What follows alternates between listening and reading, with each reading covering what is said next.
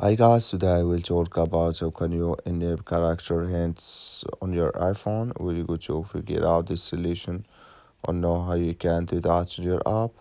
So you just follow this ways and it's going to work with you. All you have to do in first, you just click here on settings here, just click on it.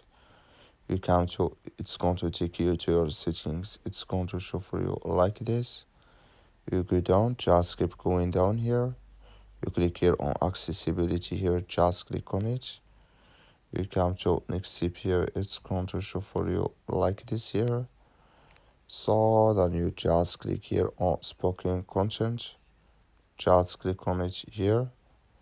You come to next step here, it's going to show for you like this. So then you click here on to pin feedback, just click on it. You come to next step here, it's going to show for you like this. Come here to character hints, click in this sign. Like you see, this color show for us, that's main character hints enabled with us now. That's all you have to do. That's all. Thank you for watching. Don't forget to support us by liking and subscribe.